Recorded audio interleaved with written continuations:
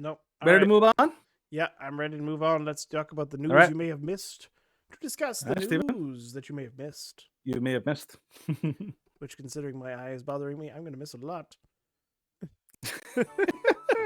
Yeah, we believe in you, Steven. We I believe know. in you. All right, so from the New York Post, House GOPers to probe if Joe Biden compromised over shady Hunter deals. Well, that's like most obvious thing since sliced bread. Two top House Republicans said Thursday they would examine whether President Biden is a security risk and whether he's compromised by foreign governments in connection with his first son Hunter Biden's shady oversized business deals. Overseas, not oversized. Oversized. Oversized, but they That's were like oversized too because he was getting that's like paid the 50 story about grand the a month. cops who are, yeah. So, Reps James Comer and Jim Jordan, the respective incoming chairman of the House Judiciary and Oversight Committees, leveled the accusation as they announced their first order of business will be probing the Biden family. Our investigation is about Joe Biden. Should. Was Joe Biden directly involved with Hunter Biden's business deals, and is he compromised? That's our investigation. We're not trying to prove Hunter Biden is a bad actor. He is. Lawmakers went on to claim, citing whistleblowers, that Joe Biden was directly involved in his son's foreign business deals and interests, despite the commander-in-chief repeatedly insisting that he had no knowledge of such activity. That's nonsense. We know that he was directly involved. He was always directly involved. So, Joe Biden is a liar. And we just knew it. Yeah, by the way, so a really quick note on this. Just a little reminder for anybody who may have missed or forgotten this. There was emails where Hunter Biden was communicating with Chinese officials saying 10,000 for the big guy is what he said, and there was an actual official. I forget the guy's name, but he was a guy who was intimately knowledgeable of the thing, and he basically came in public and he said, "Yeah, the big guy is Joe Biden." He was verifying that, yeah, this was like absolutely big. That story came out. The DOJ, which has been completely, and I don't say politicized, I say compromised. Compromised in the sense that they are nothing more than a tool of the federal government. Yep. They're supposed to be impartial and have a separation and operate independendly, but they're not. They're working. They're only a tool of the federal government when the Democrats are in charge. Well, they're the tool of the Democrats, I would say. Yes. Which is the deep. Basically, they're operating like the Gestapo or the KGB or the PSB in China. These are official law enforcement agencies that do the bidding of the government, and a lot of times this is usually a sign of a government that is working like a banana republic government. So this is good. I'm hoping that we see some good results here. Let's hope so. Okay. Next story. This is actually from Sean Hannity. In 30 murders or less, awful ad claims Lightfoot delivers. Shows her delivering a pizza. So apparently, Lori Lightfoot looks like she's going to be getting a little bit of a election to kind of she's trying to get her re-election. And this is what they came up with as a commercial to try to claim that that Lori Lightfoot is so great for Chicago. By the way, this is a classic example of cherry picking. Cherry picking to the most degree. Maybe full screen it and show us what we got, Steven. This is the commercial here. Mayor Lori Lightfoot launches a plan creating thousands. Has Lightfoot done anything? She's not playing? Given the mess she was dealt, Lori's delivering.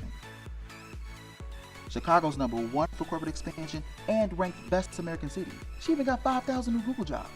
And she was cool during COVID. Hey, did you order thousands of new jobs and a pepperoni? Told you she delivers.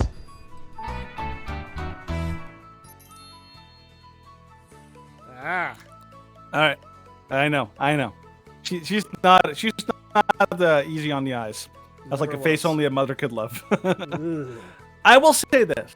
I will give a little credit for as far as production value goes. This was decent.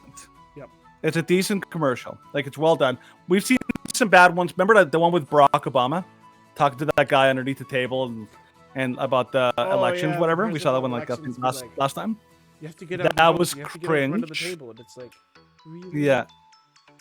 Yeah, and it was so bad.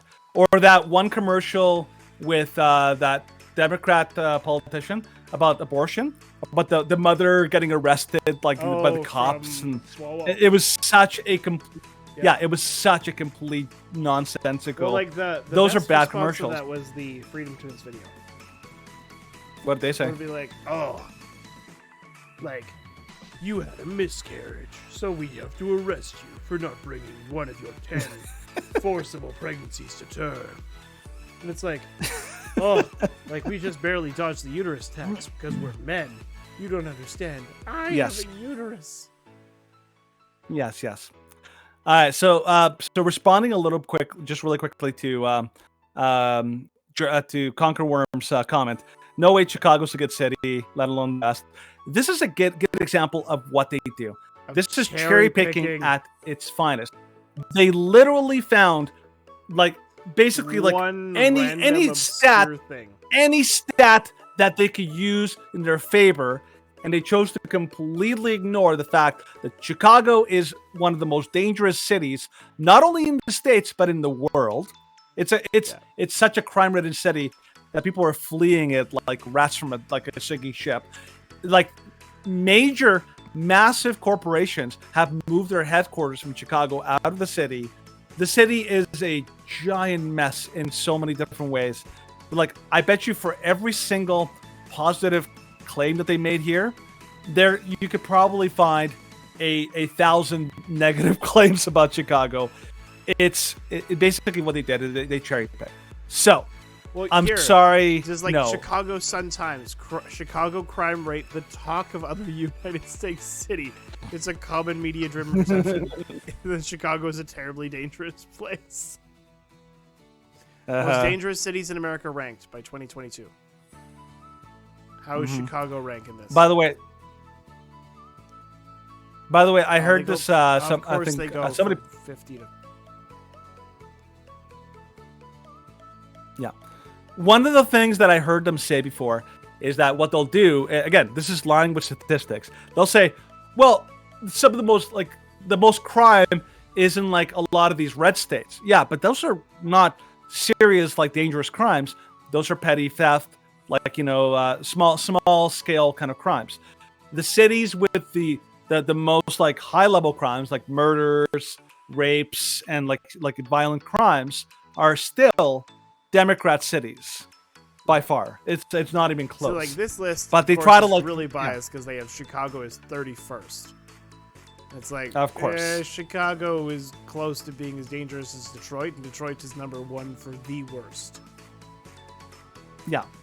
Again, this is just lying with statistics. This is what they do all the time. CBS News, of course.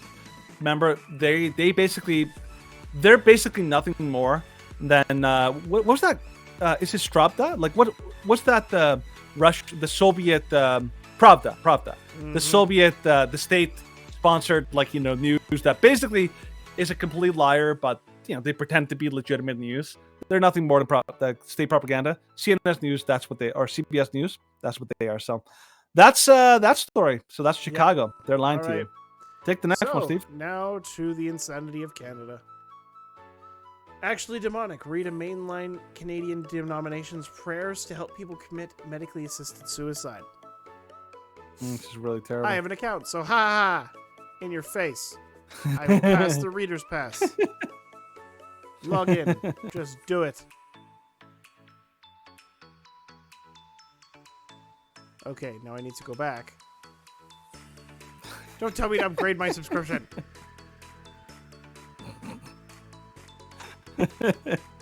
There we go. We've done this before. Go away.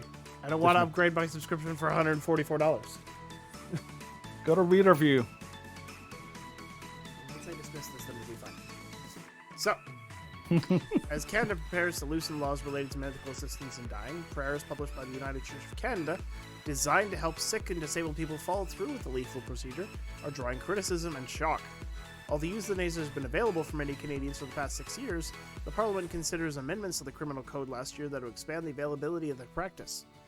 Amongst other changes, a citizen possessed only a mental illness can now request euthanasia next spring whereas the practice was originally limited to individuals with serious physical illnesses or disabilities.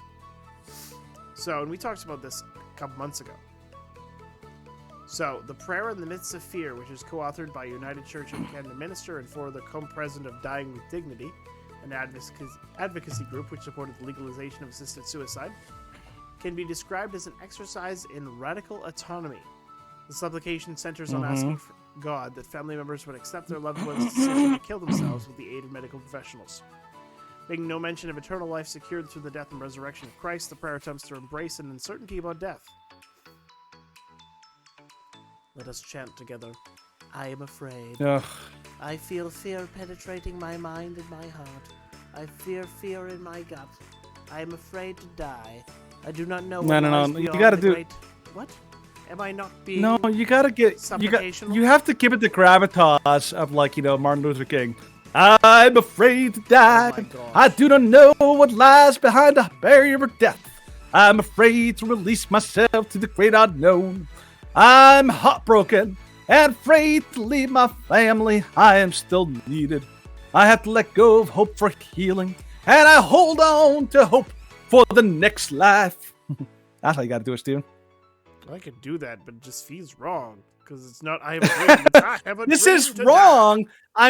I'm basically trying to mock it by reading it Okay. in that kind Well, of voice like, because I it can- deserves mockery. die. All right, well. Get in there. Get in there. I can- Mock I can the crap with out the of this. MLK speech voice. Do it. I am afraid that my family and loved ones, children and grandchildren, will be troubled when I tell them I plan to die using medical aid and diet. But in the midst of that Testify. fear, I have hope that my family and loved ones, children and grandchildren, will understand the choice to end my suffering. I hope they Ooh, will be preach it, proud brother, of my preach it. decision and will understand that made is consistent with the love and compassion of Jesus. I have peace in Amen. It's so bad. It's so terrible. That's the thing. All right, That's compose why I'm myself. like, this deserves to be. All right. I have such peace in my knowing that this is my choice. My family loves me, but they cannot feel my suffering, and they cannot comprehend my. Oh, testify, brother. I have testify. hope and assurances that my death will be gentle. Oh, Lordy, Lord. I am grateful that I can make this choice, for I am terrified of dying in pain and being helpless. Oh, thank you, Jesus. Thank you. I Jesus. have a dream that I will die. At the hands of medical professionals who are really Yeah. Dr. And then, of Kevorkian in course, disguise. like this guy, the editor-in-chief of Mere Orthodoxy, characterized the prayer as actually demonic. It is.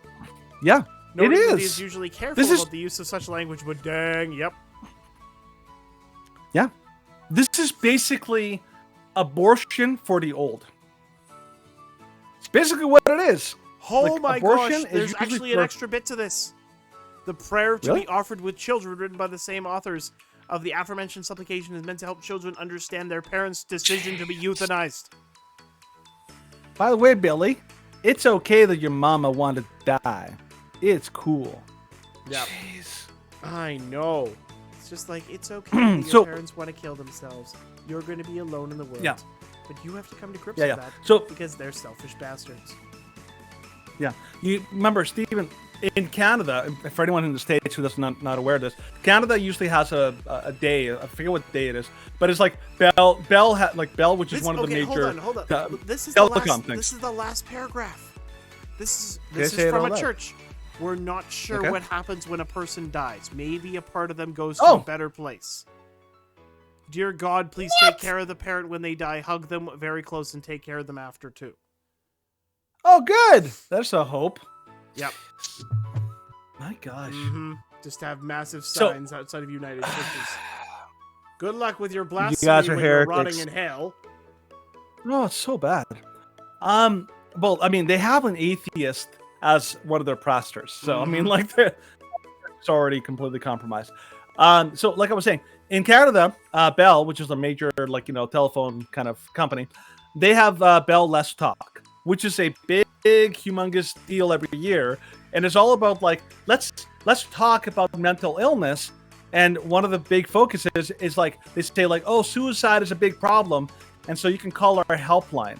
the way that Canada's moving right now, if you call the Bell helpline, I would not be shocked if you're now going to get somebody be like, oh, by the way, I'm feeling really low and I feel like I want to kill myself. Like, oh, don't you worry, I'm gonna transfer you right away to like the aid office. Just like, what? Aren't you supposed to talk me out of it? No, don't worry. We'll cover it. We got it covered. Well, like there was a story that I was reading about, and I'm not exactly certain where I was reading it, but there's a guy, I think he's in Ontario, and they're like, oh, like he doesn't really want to kill himself, but he's afraid of being homeless. Mm-hmm. And it's like, okay, so then help him so that, and like he's disabled, so help him so that he's not homeless. Like, where are his supports? Nope. And they're like, no, cheaper to kill them. We've recommended him for MAID, and it's like, you guys are let's kill him because straight he's up evil. cheaper. Yep. Oh, Yep. that's exactly the way it is. It's easier and cheaper Joe, to it's cheaper. kill people that are a strain Yep. on the system if the government is running everything. So it's like, well, why Yep. would we take care of them? Because that's just extra money when we could be using that to spend on someone else who is benefiting society. These are evil, wicked, barbarous people. And they are only pushing it more like and we more. Like we saw in the original segment, the rant of the week, the sexual freedom, sexual liberty is now the ultimate thing. And here, culture of death. Abortion is cool. Killing the elderly and the sick is cool. We're now culture of death is terrible. Let's move on to the next story. Okay. So this is from Red State. Joe Biden's transgender insanity. Guess because we gotta cover a lot more, so we should probably move on. Yep. Joe Biden's transgender insanity gets crushed in court. Yay. Woo! This is actually a good thing. One of the most deranged aspects of the Biden administration has been this pushing of radical transgender ideology, and it is radical and extreme, and it's not normal in the medical field. Well past just letting people do what they want, the president and his handlers have sought to force doctors to partake in activities that violate the principle to do no harm. That includes being forced to prescribe puberty blockers and hormone blockers to those who have no medical need for them, which is legitimately a consideration, as well as having to refer patients to gender-affirming surgeries that permanently harm them. Thankfully, in a blow to the transgender lobby, the U.S. District Court for the Northern District of Texas has ruled that the Biden's edict on those matters is not lawful. So this is from, obviously, was filed by the AFL, America First Legal, and they got a massive victory for their clients and doctors all across the United States. Basically, what this means is that you're not going to be able to force doctors to do this stuff, which is amazing, because it's basically like the MO of the transgender activists, fanatics, is nobody's allowed to say no to what I want. What I want happens, and nobody can say no. That's how they operate. Thank goodness. And by the way, one thing I love about the American system is that you can actually get judges that will block these things. Canada is a joke. You cannot get judges here to block things. It is brutal here in Canada. Thank goodness for the American system that they actually can get this stuff done, and that Joe Biden is stopped in his railroad train of destruction. Thank goodness for that. Yeah, because it's what he has planned to do, and thankfully he's been stopped in many other different ways, not just involved in the transgender ideology, but including the student Biden loan forgiveness. has been actively trying to destroy the economy and the moral foundation of the United States, and it's been really. It's all on purpose. None of this is accidental. Yeah. Oh, yeah. Anyways, so take it away, Steve. True North, Danielle Smith, fires 11-member AHS board, replaces them with lone administrator. Woo! Small government. Yeah! Danielle Smith has made good on her promise to rehaul Alberta Health Services leadership and has fired 11 members of the department's board. On Thursday afternoon, Smith announced the board was replaced with its administrator, Dr. John Cowell, a role he's held before. He can accelerate the changes that we all need to see. Cowell has been charged with reducing ambulance, emergency room, and surgical wait times and developing long-term reforms through consultation with frontline workers. Smith said he will be a full-time administrator and report directly to her and Health Minister Jason Copping. Kyle said the public may be skeptical, but urged that he hopes to contribute to a better healthcare experience. I am ready to get to work on behalf of Albertans building a better system to support patients needing care. I look forward to working with the AHS team and taking tangible actions to drive much-needed change. If we're failing, it's on me. Like, this is a really, really good step. AHS has been bloated and irresponsible and corrupt for a long time, and Kenny just let it happen. And Notley wants it to get worse, and Danielle's like, nope. We are going to take AHS's board, and we are going to trim the fat, and in this case, the fat is a lot. So I think that this is a very, Daniel very good step in the right direction. Danielle Smith is showing signs that she might be going DeSantis, which is what we've been hoping somebody in Canadian politics would do. This is a good sign. She also recognizes, thankfully, that Alberta is not like the other provinces. BC, Ontario, Quebec, they're all basically like leftist hellholes. They will allow anything extreme. Alberta does not put up with that crap. Thankfully, we're hopefully getting a leader that gets that we are not okay with authoritarian, big daddy, government me harder daddy kind of politics. Let's hope this continues. All right, let's go to the next story, the final story. So this is from the Gateway Pundit. Civil war looms in Brazil. Far-left Supreme Court wants to axe Minister of Defense for telling the truth about stolen election. So if anybody hasn't been following this, Brazil had a big election. I think that within the last month or two or something like that. The original president got elected out. A lot of people are claiming that this was completely that there was a lot of shenanigans. Again, people are very suspicious. So here's what they say: as hundreds of thousands continue to protest in the streets of Brazil, corrupt leftist Chief Justice Alexander de Moraes wants the Minister of Defense removed for telling the truth about the stolen election. A conflict between pro-Lula Supreme Court and the pro-Bolsonaro military looms. So this is getting really dangerous in Brazil. So left-wing Supreme Court Judge Alexander de Moraes, who enabled convicted communist embezzler Luiz Inácio Lula da Silva to even run for president, wants to have Minister of Defense General Paulo Sergio Nogueira deposed. On Wednesday, Alexander Moraes sent a request form to this judge. November 10th, as required by law, the Ministry of Defense filed this report with the Supreme Court ruling stating it's not possible to say the electronic voting system is free from influence of malware that could affect this outcome. So they're alleging that the electronic votes were tampered with or maybe compromised and all that.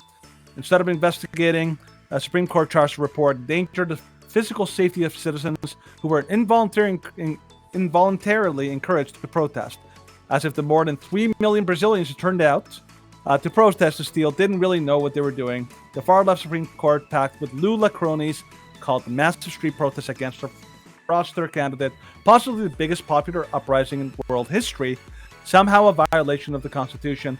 So basically what's going on, you can read the article for yourself.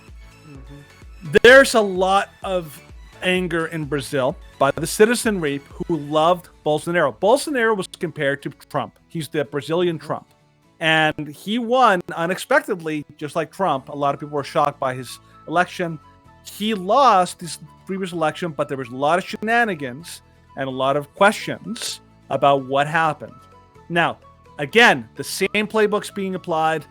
You're like anybody who even suggests that this last election was not perfect and beautiful and ideal is bad and evil and horrible, every name under the book. The same playbook that they're running.